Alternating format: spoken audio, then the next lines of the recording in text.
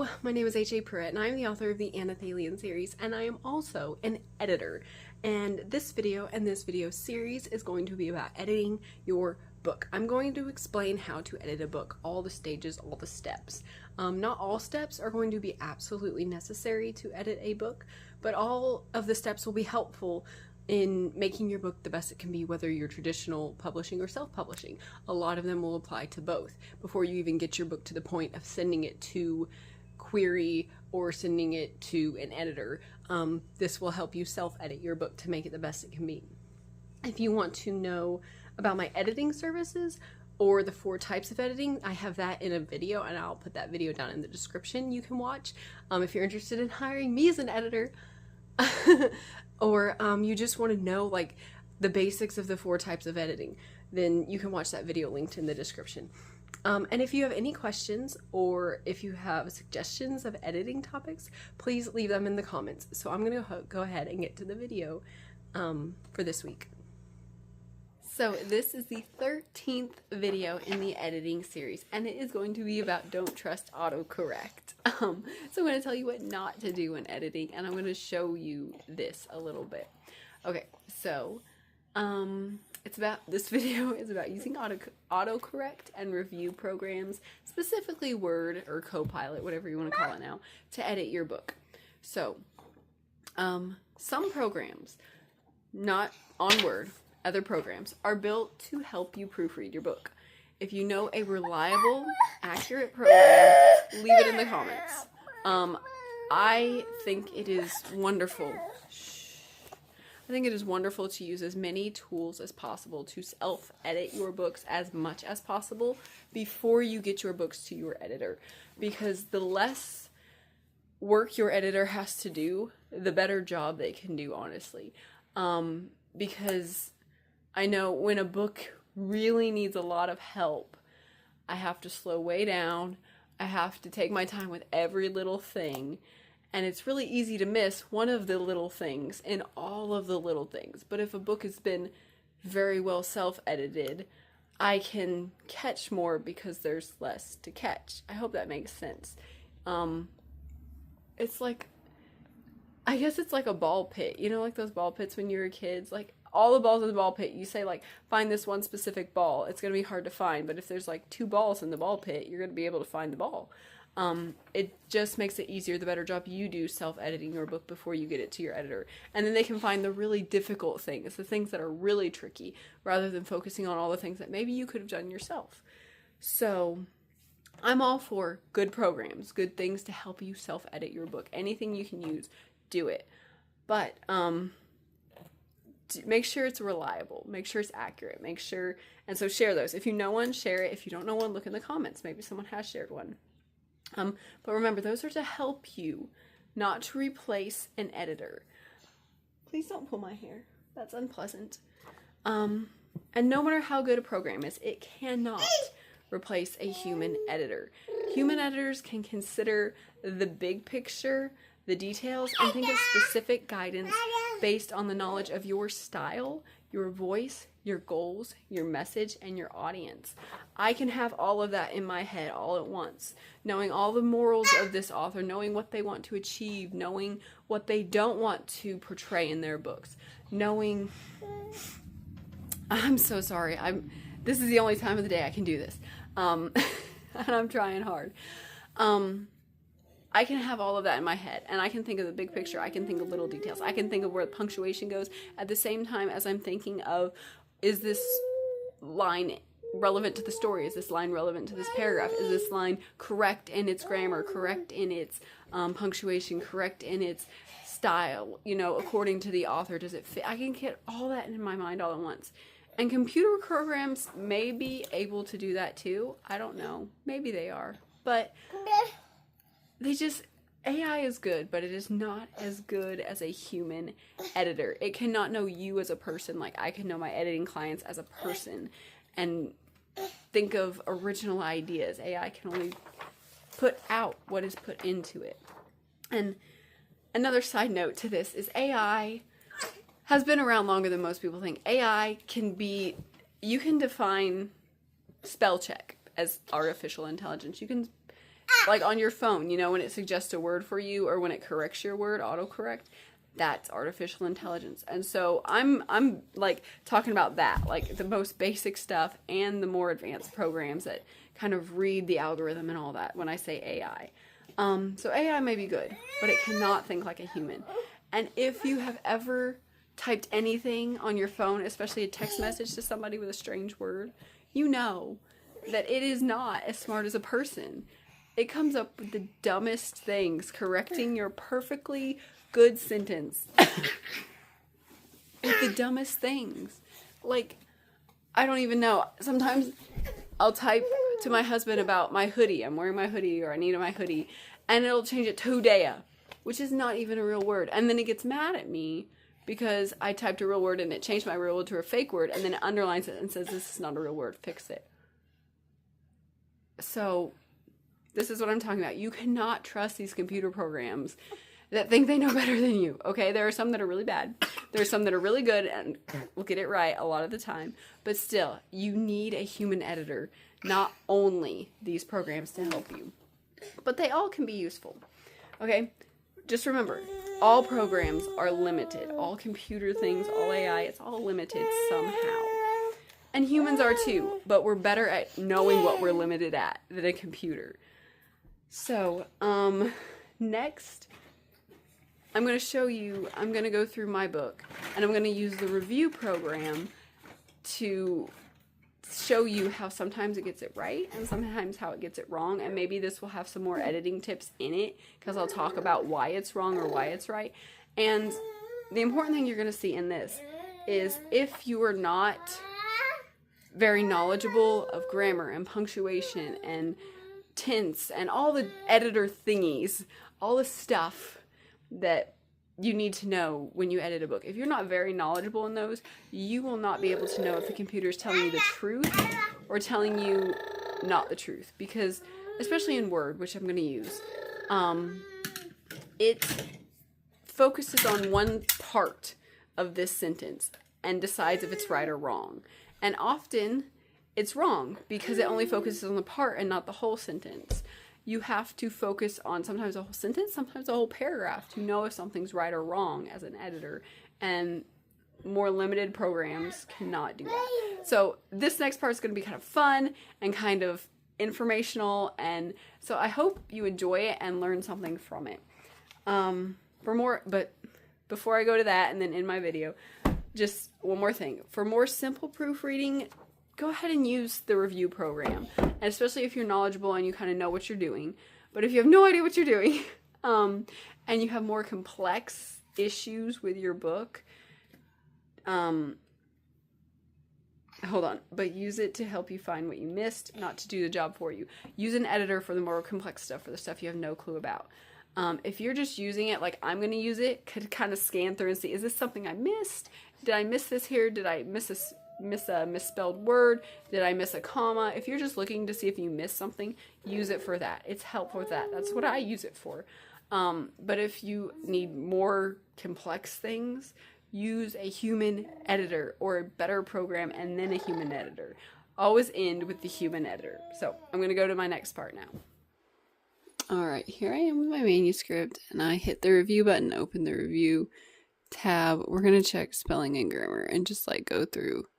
Okay, so the first thing is you may have forgotten a punctuation mark after control. This is my dedication page. For my maker who can end the enemy of control, that is not a complete sentence. Therefore, it does not need a period. So that, go away there. That's incorrect. Ignore once. What's next? And same thing, my next part of my dedication page, it says you may need a period here. No, I do not, because that is a dedication page. It is not a complete sentence. Okay, what's here? We wonder why the maker hides so much from our knowledge, but if we only knew what lay hidden, we would wish for ignorance. What's wrong here? One punctuation mark is all that's needed. That's incorrect, because that is a dialogue that's spoken, and so I need a period. And yeah, it's got a period and the quotation marks, so ignore once. Same thing. It thinks I do not need a quotation mark, but I do. Not far from the northeast corner is not in the dictionary. It suggests millimeter, but someone is speaking and they're saying like thinking. It could be two M's, two mm, but I want a longer sound like not far from the east shore. So ignore that. It's fine the way it is. What's next? Aim is called as the carriage wheels grown to life. So removing this word could make the sentence clearer. It sounds weird by itself, and this is one of the cases where this is going to sound really weird by itself, but when you read, he says a line of dialogue, I'll wait in the stable until I see you home safely. Aim is called as the carriage wheels ground to life. Suddenly it makes sense when you put it with the other sentence in the paragraph with it. So again, ignore once. Take us to our next one. Bellelux. Bellelux is an imaginary word, place in my world, and so that is correct. But you do want to make sure with these, I have had imaginary words and names that I spelled incorrectly, and it catches them. So you want to put yours in the dictionary, and you want to put it with the apostrophe S in the dictionary.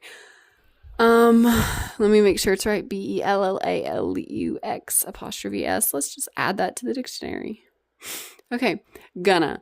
So gonna is a slang word, and it can be G-O-N-N-A. That's the most commonly used. I use G-U-N-N-A because gonna, G-O-N-N-A sounds like gonna to me. And it's a slang word, it's a made-up word, and so I say you spell it how most makes sense in your head. I know it means going to, and so G-O is correct, but when somebody says gonna, like we're not gonna die, I mean, it just makes sense in my head. It sounds like a U sound. So I use the U sound. So I'm going to add that to my dictionary.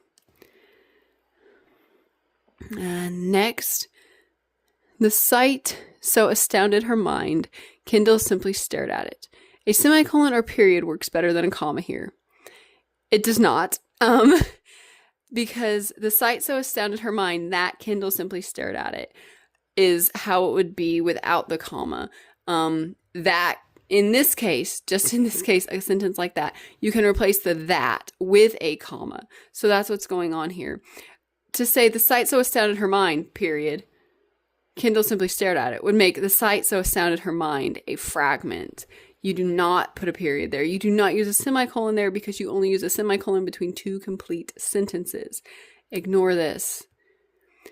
So far, Word is failing at life completely. Double check whether a comma is needed here. Okay, Andrew. Okay, I haven't published this book, so I really hope there's no spoilers. I'm just like reading it as if I'm looking through it. I'm only going to do this for not much longer, but hopefully this is helping you. Okay, Andrew was right. M dash. They needed water before the sun drained them. M dash. And now they were just feet from water and minutes from the sunrise. So, and Andrew has spoken his thoughts. And so that they needed water before the sun drained them is him referring back to what he thought. And we're setting that off in M dashes because M dashes can interrupt the main idea. Andrew was right, and now they were just feet from water and minutes from the sunrise. We interrupt that thought that Andrew was right, and now they were just feet from water. We interrupt that thought with referring back to what Andrew was right about. Since it's an interruption in the sentence, we're going to put M dashes. I would use M dashes here. Of course I did. If I had an editing client that used commas here, I would tell them to use M dashes. So no, you were wrong, Word. Oh, I clicked on something. God, I hate pop-ups. Anyway. What's next, Word? Same thing. He finally stuttered. Removing this pronoun can make the sentence clear. Okay, he's stuttering. It's dialogue. Get over it, Word. Getting sassy now. Blah. Okay, that's a sound word. It's someone saying, blah, it's cold. So that's fine. Ignore that. You gotta try it. You gotta try it. So that's another slang word. We're gonna ignore that. And occasional. Double check whether all words are needed here. So let's see. The scene looked like what Kendall had always imagined the Grand Canyon to be like, except the high rock walls were silver and the wide. Okay, it ended over there. So we go. Okay, this is a long sentence, and it's a describing sentence, describing something in the book. The scene looked like what Kendall had always imagined the Grand Canyon to be like, except the high rock walls were silver and the wide rushing and capsizing river sparkled with deep, steely blues and greens, and an occasional sunlit gold. Yes, they're all... And an occasional sunlit gold. Oh, so it doesn't like the word occasional. And sunlit gold would mean that you are always seeing the sunlit gold. But because this is like a body of water that's constantly moving, you see the sunlit gold catch every now and then. So yes, that is necessary. It changes the meaning of the sentence. If you have fluff words that don't change the meaning of the sentence, take them out. This word changes the meaning of the sentence. Oh, there's a pop-up. We hate you. We hate them. Okay. What don't you like about here? You may have forgotten a preposition.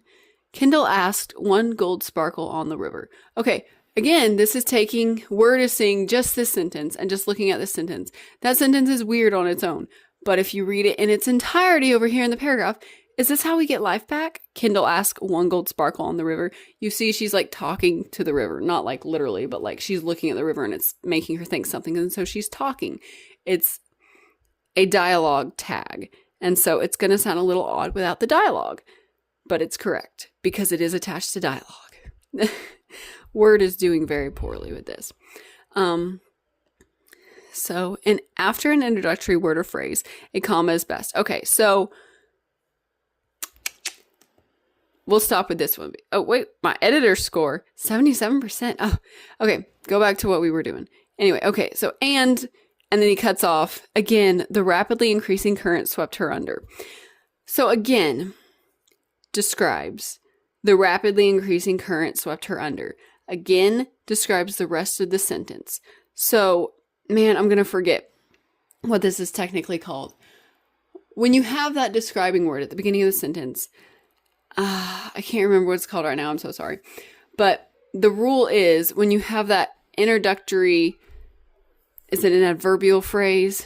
An adverb would modify a verb. So maybe it's I'm so sorry. Okay, but anyway, when you have that one word, like suddenly or abruptly, those are fluff words too. When you have this word at the beginning, you do not have to use a comma if it is 3 words or shorter. So again, can have a comma there, but it doesn't have to have a comma there. If you want a comma after your introductory phrase and you want them after even the one word introductory phrase, try to be consistent with that. If I usually don't.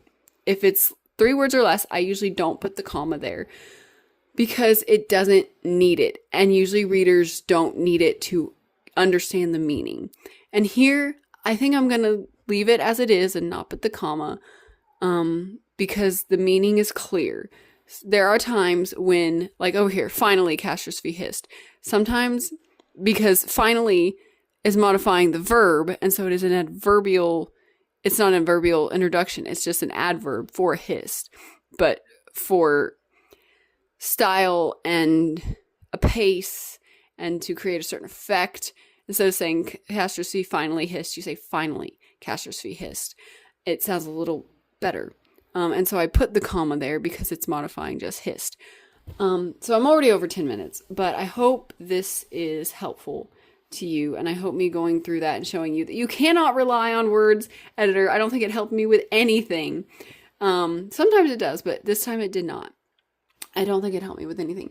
I hope that shows you that it's so necessary to have an editor, a human editor, just like I was doing, going through and analyzing every little tiny thing and thinking, this is the rule, and this is the exception, and this is how you do it. And a computer cannot do that. A computer cannot look at the full paragraph too. Like some programs can, but this program obviously could not. It just took the little section and didn't pay attention to the whole paragraph and understand that like dialogue changes the rules a lot of the time.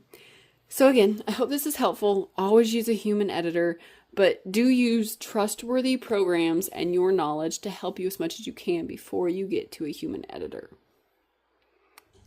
So that is the editing tip for this week. Please like this video, please leave a comment, please share this video with others. Please check out that video of my editing services and the 4 types of editing in the description below. And remember, this video is part of a series, so please watch the series so you can make your book the best that it can be.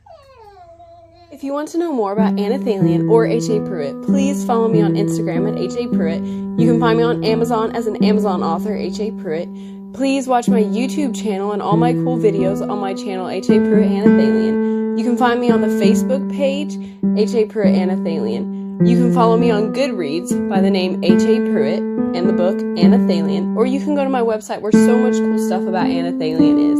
The website is HAPruitt.com.